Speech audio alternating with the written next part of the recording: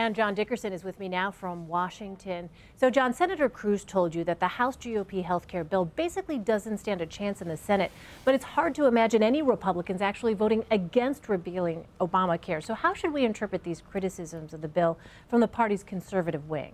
Well, on the one hand, you can interpret them simply as an effort to get as much in the bill before it leaves the House as possible, to make it as conservative as possible, in order to, when it gets to the Senate, put pressure on any senator who would choose to vote against it by saying, look, you're standing in the way of repealing Obamacare. So that's the trick there, which is to basically get in as much conservative stuff and then make an argument basically based on momentum, that the senators have to just kind of go along with what happened. So that's what the play is there, and we'll see how it works out. The dynamic's a little different here because President Trump is behind this and has not shown any distance between Paul Ryan, which is really interesting. You saw some efforts to say essentially that Paul Ryan had pulled the wool over the president's eyes, and the president is not, and his OMB director is not showing any distance there. Those who are critics could exploit that distance to try and take the bill apart or cause big changes, and they've not yet been able to do that.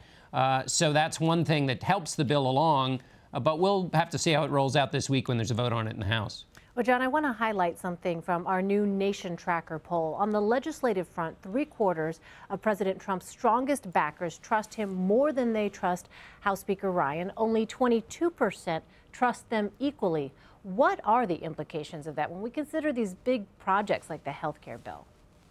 Well, it shows you the power that the president has in his base and how, and this goes not just with Speaker Ryan, but for all members of Congress, or Republicans, I should say, it's that Donald Trump has a special connection with those voters.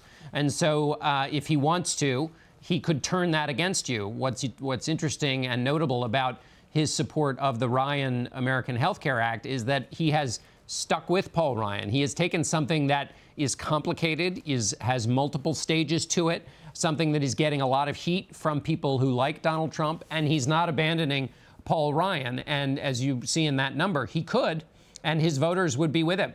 And the poll also shows that in that second group, the group that is conditional, which is to say they like Donald Trump but could leave him if he continued down certain roads, that group is listening to President Trump more than Paul Ryan. So that helps the president should he choose to use that power if this ever comes to it. But right now, he and Paul Ryan are in sync. Yeah, it's going to be fascinating to see how this president decides to use his political clout moving forward.